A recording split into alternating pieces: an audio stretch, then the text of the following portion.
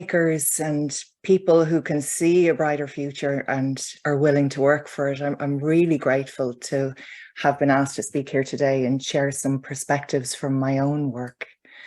I'm going to just briefly introduce myself before we get into the material, just so you have an understanding of my positionality personally and what I'm bringing to this information. There's a picture of me, super happy, doing what I love best, sharing information about neuroaffirmative practice. I was getting ready to share the info. It was my first day back in face-to-face teaching after COVID had begun. Working with a new intake of psychologists at University College Dublin. I'm an autistic psychologist. I specialize in neuroaffirmative practice and positive psychology. I have a background in various fields and modalities, acceptance and commitment therapy, solution-focused brief therapy, trauma-informed approaches, mindfulness-based interventions, and clinical hypnotherapy. In my 20s, I also trained and worked for many years in high performance, working with people who were excelling in their respective fields when I lived in the USA and the Bahamas. And then in 2020, I founded a nonprofit organization called Thriving Autistic. I had just a few short years earlier made the momentous and life-changing discovery that I was autistic. How I got to the ripe age of 40-something, working in the field that I'm in, without knowing this, is testament to how narrow our conception of what it means to be autistic was at the time, and still is in many places. However, that is a story for another time, and I think I need to know you all a little bit better before I'll divulge more. But when I was discharged with the confirmation of being autistic, there was no professional support available. There were no pathways, public or private, where I was living in Ireland. None of my colleagues had any great understanding of how to support a late in life identified woman. And frankly, many couldn't comprehend that I was autistic. They only saw the achievements. They never saw my struggles. So I turned to the internet. I discovered a rich, vibrant community of autistic adults supporting one another, sharing experiences and uncovering patterns. Then I found disability rights activists who were patiently explaining, sharing, and helping to unpack internalized ableism. I found a community of people who were coming from all walks of life, non-speaking autistic people who express their inner worlds with such exquisite precision. The written medium leveled the playing field. Everywhere I looked, autistic people with co-occurring neurodivergencies, co-occurring health conditions, people who'd been misdiagnosed or labeled lazy, heartless, blunt, rude, and amongst many others, were gathering to share knowledge and understand themselves and each other, and stand up to the discrimination and stereotypes that abound. These people, my community, were researchers and scientists and therapists and musicians and creatives and polymaths and parents themselves. Just as with non-autistic people, there are autistics who can work and provide for themselves and their families, and there are autistics who cannot. It seems that the majority of us fall somewhere in the middle. Unemployment and underemployment runs rife in our community. It's a real struggle for many of us. However, that's getting ahead of myself. So Thriving Autistic was conceived partly as a way to support other autistic healthcare professionals who were struggling to work in systems where their own neurology wasn't being accommodated for. I wanted to create a space where neurodivergent professionals could support each other to do our best work, sharing resources, referrals, training and mentoring, as well as provide support with the eternally difficult admin aspects of our roles. I also wanted to create a space where adults who'd recently been identified could find sanctuary, where they could meet therapists and coaches and mentors who really understood, where they could be connected in with other autistic adults and get to feel that sense of belonging that I had felt when I finally connected with other adults online after my own identification. Since 2020, we've worked with over 10,000 adults. We now have a global directory of over 100 neurodivergent practitioners. We run monthly groups and workshops for newly identified adults. We offer one-to-one support and advocacy services, as well as vitally important social connections that we facilitate. We also work towards systemic change with our trainings, our advocacy, and consultations for government, universities, and businesses. Steeped in this work, I poured all my learning and my understanding from our wider community into co-authoring the Adult Autism Assessment Handbook and Neurodiversity Affirmative Guide. The book is the first of its kind, and it's so much more than just nuts and bolts of assessment. As I've said, my own specialty is in neurodivergent affirmative practice and post-identification support.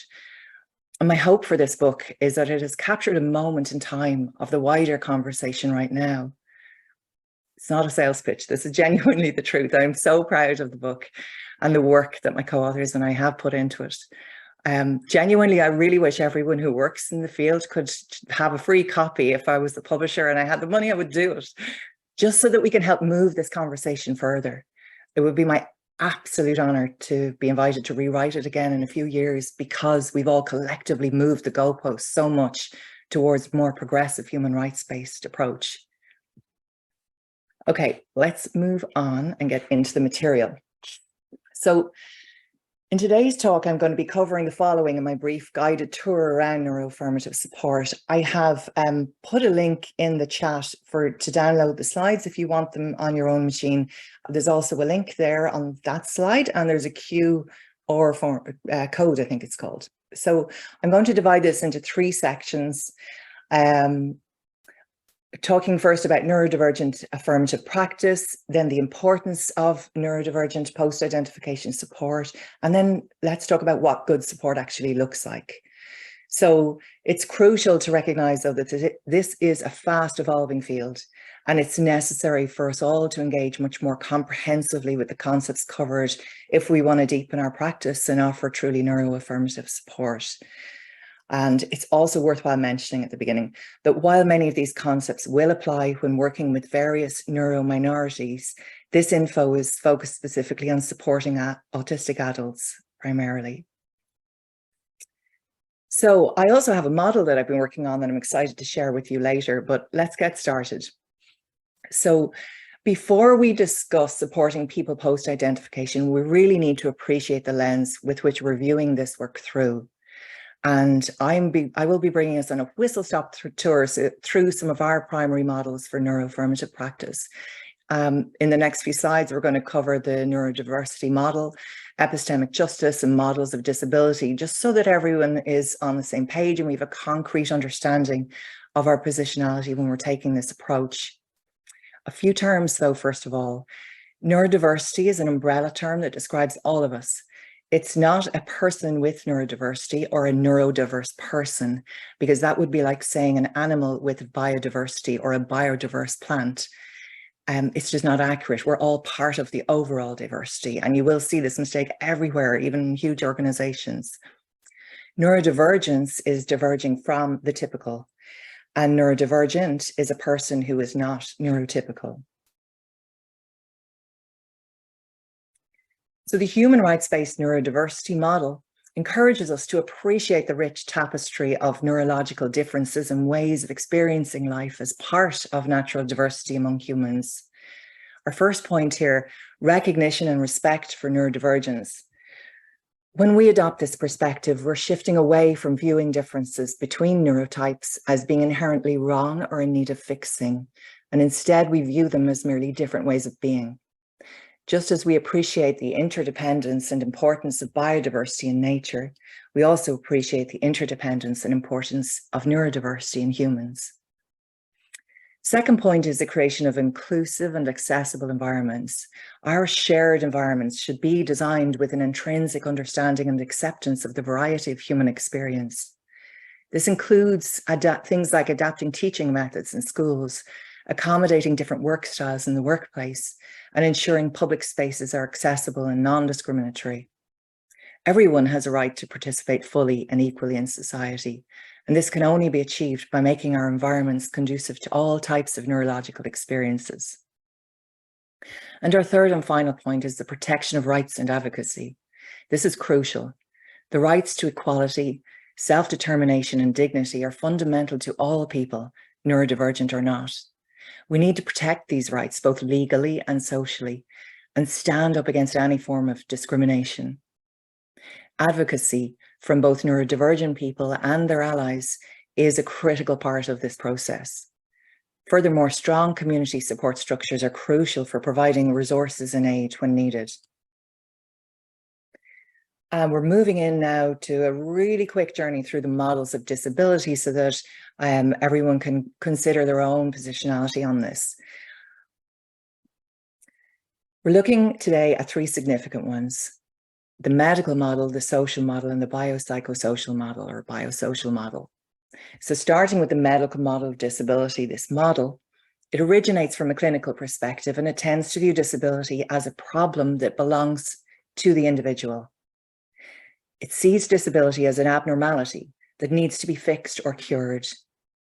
The focus here then is that there's something inherently wrong within the person, with the goal being to restore that person back to normal functioning through medical intervention or rehabilitation. While it has led to advancements, of course, in medical treatments, it often overlooks the societal and the environmental factors that influences a person's experience of disability. On the other hand, we have the social model of disability, and this model emphasizes that disability isn't something within an individual, but rather a complex collection of barriers, many of which are created by the social environment. So the problem is not the person themselves, but that they are disabled by their environment, by the societal structures and attitudes and barriers that exclude full participation. This model advocates for societal changes to eliminate these barriers and to ensure inclusion. And then finally, we're bringing together aspects of both the medical and the social models into the biosocial or biopsychosocial models. And in essence, the biosocial model synthesizes the medical and social models, appreciating that disability is multifactorial, a combination of factors relating to the person's body, mind, the society in which they live, and their interactions with their environment. But then going a step further, when we consider the biopsychosocial model, we see it incorporates psychological elements too, such as the person's thoughts and their emotions, their behaviors, and their individual differences.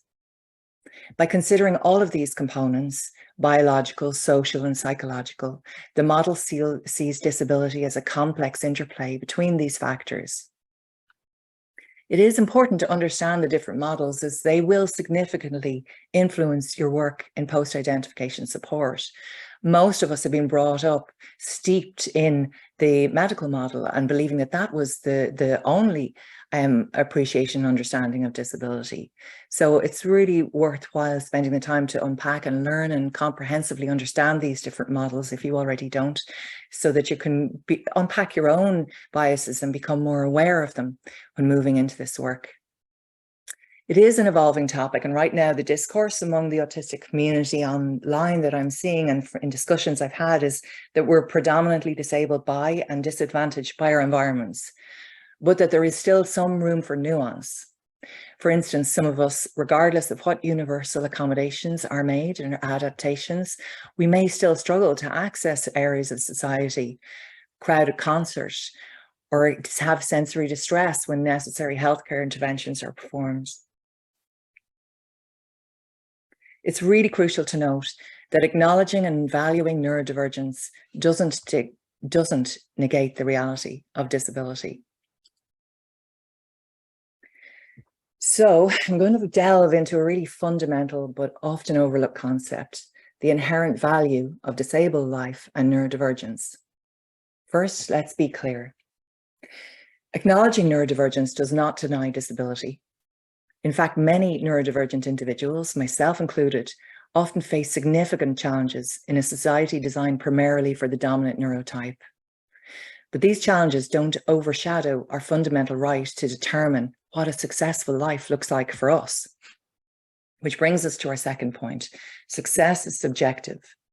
It's not confined to neurotypical norms, nor should it be. I want you to think for just a moment about what success means to you. Does it look like living independently, engaging in meaningful work, creating art, contributing to your community, or simply finding joy in everyday life?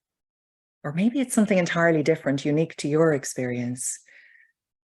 Every human has the right to self-determination, to determine what a good life is for themselves on their own terms. And this can be exceptionally difficult for loved ones to accept. The urge to impose societal concepts of a life well lived or a well-rounded person are often a theme in post-identification support.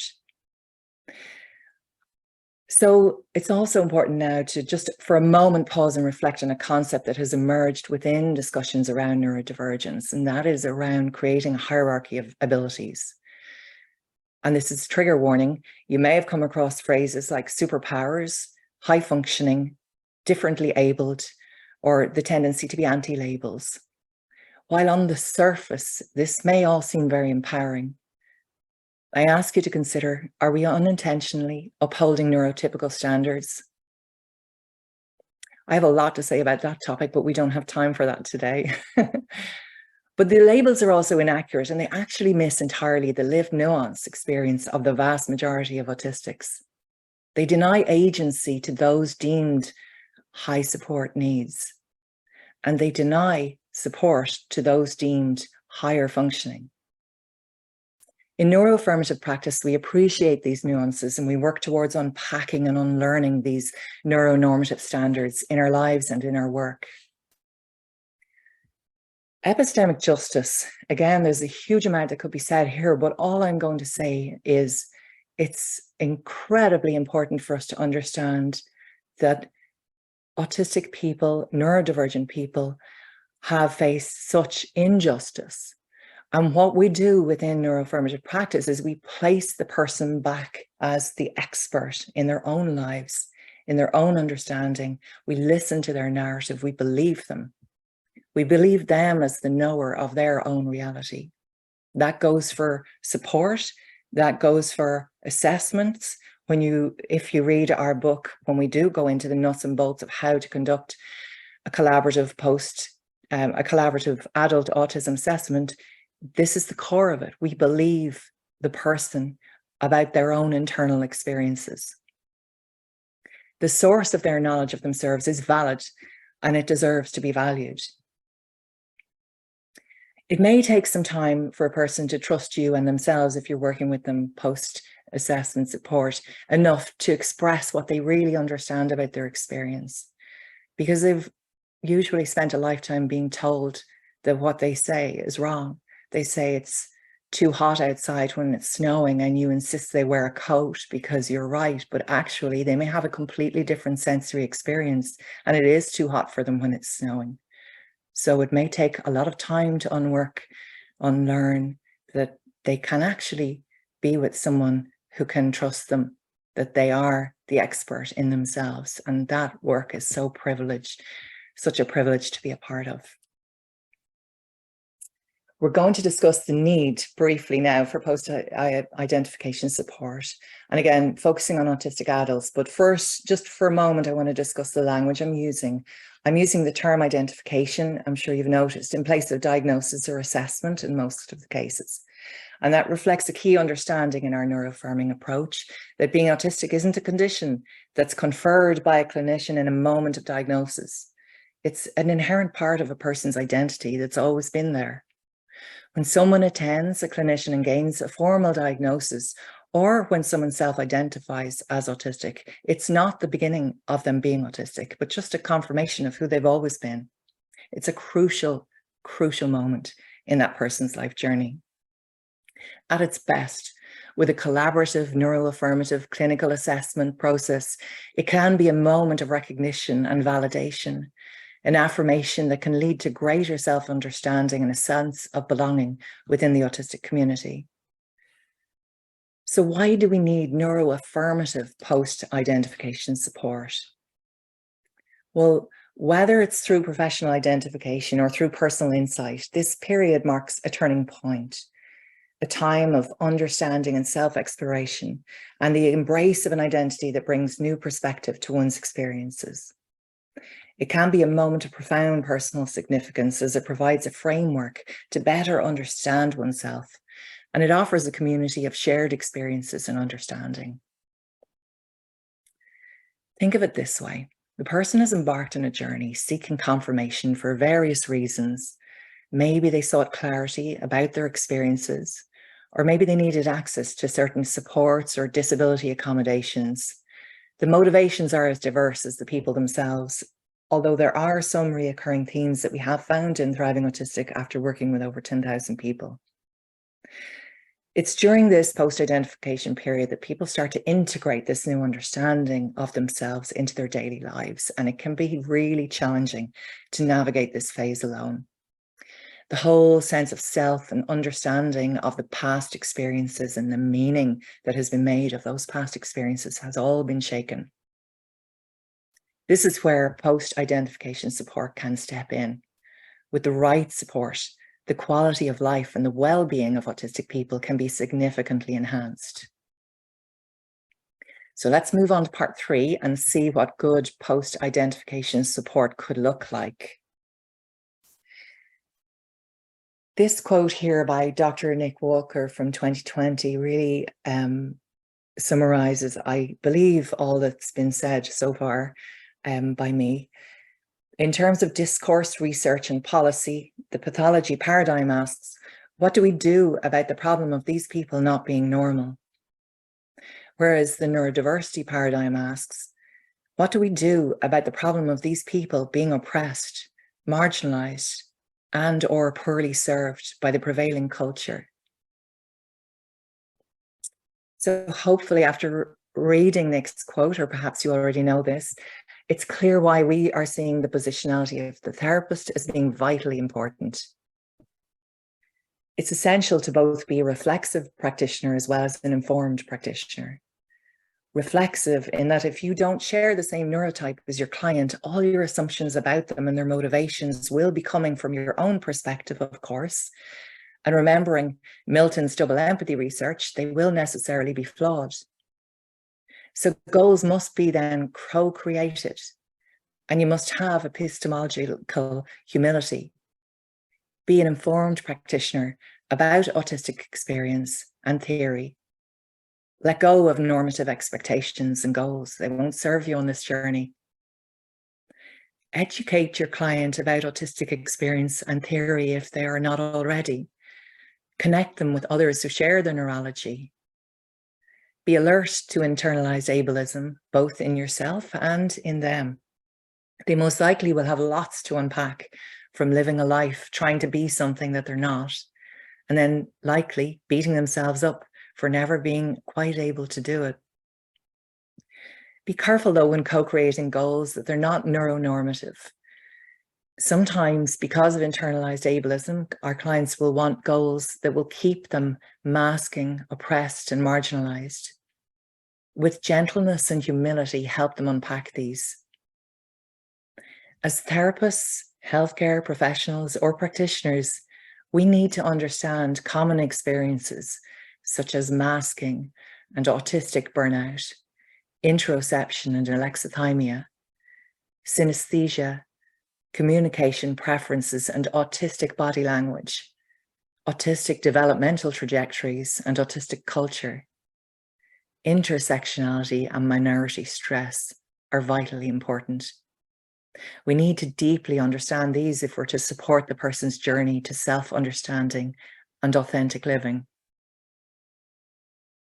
So given that there's so much to remember and there's so many dimensions to this, I want to share something with you that I've been working on.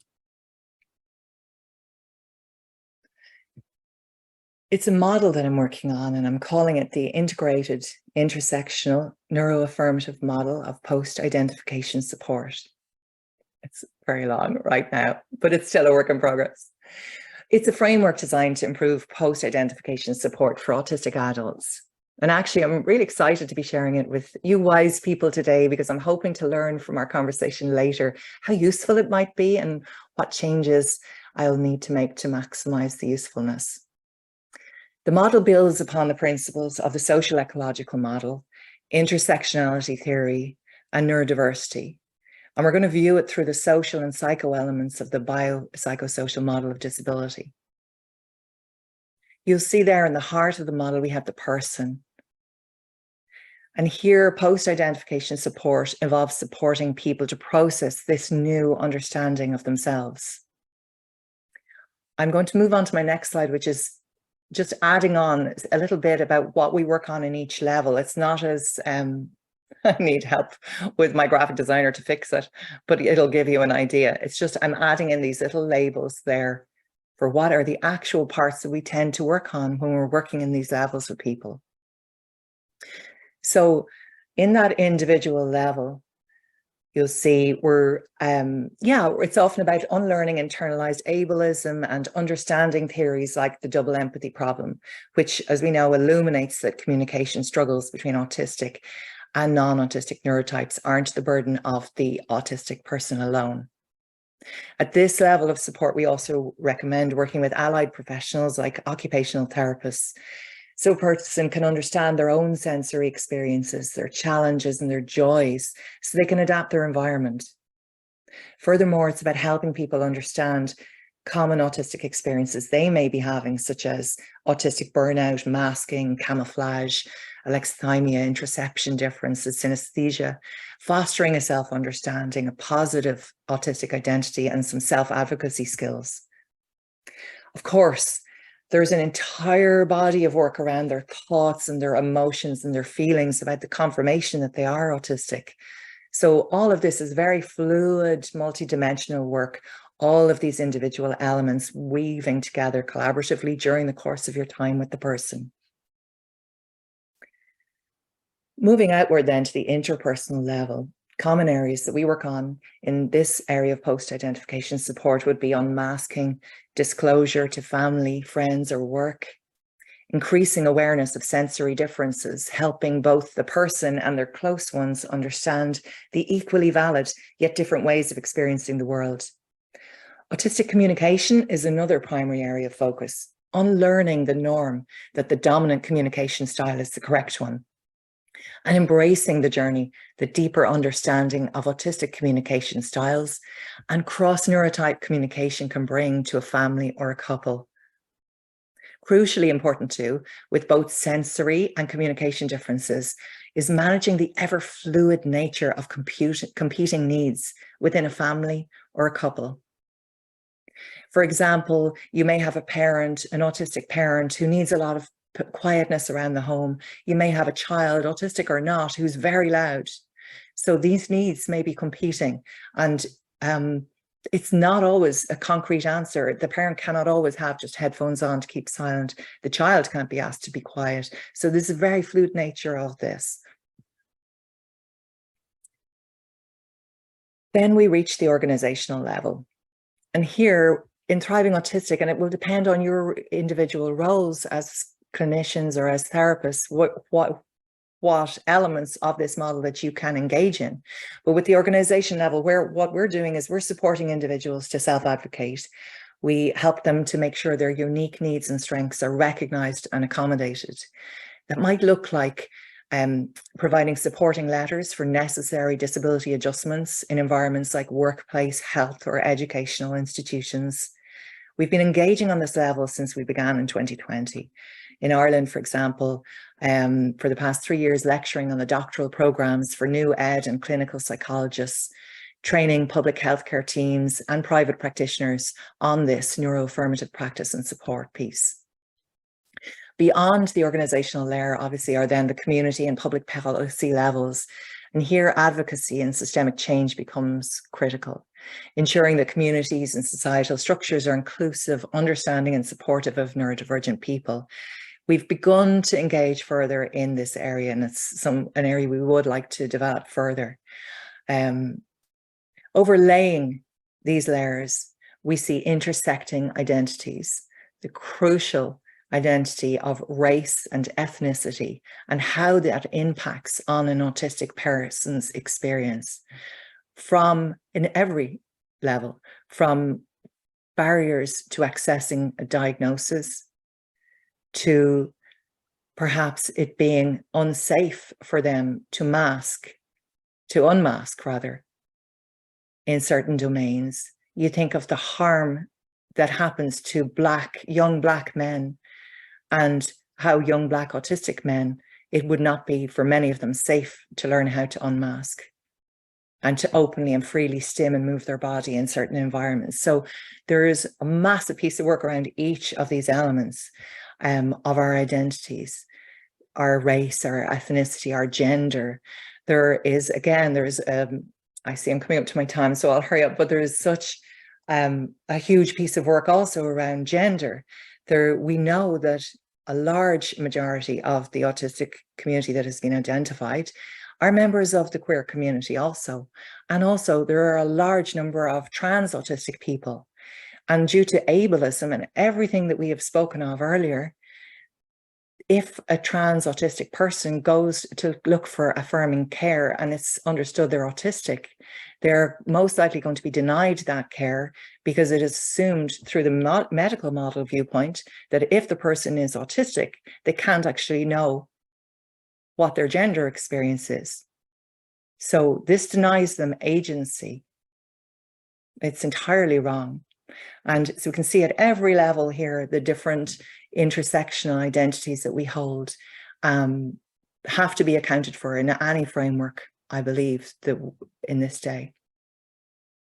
Across the entirety of the model then at the background, we have this gradient representing systemic bias, discrimination, prejudice, and ableism, and it permeates all levels, and it must be continually acknowledged and challenged.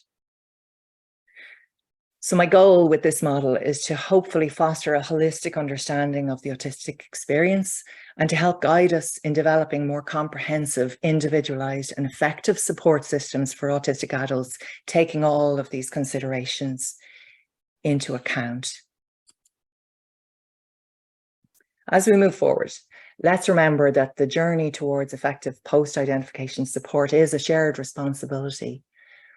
Hopefully, my hope through this model is that, and as you help and as we help to create it and evolve it, is that we can support the person to understand and embrace their neurology, enhance interpersonal relationships. We can work towards creating more inclusive organizations and foster supportive communities, advocating for equitable public policies, all while challenging systemic bias at every step.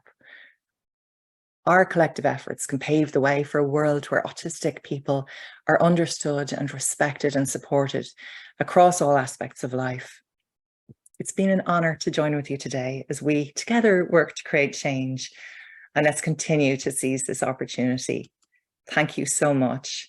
There is my contact information if you would like to get in touch. And again, there is the link to collect the slides and other resources that I've added there too. I will stop sharing now. I'm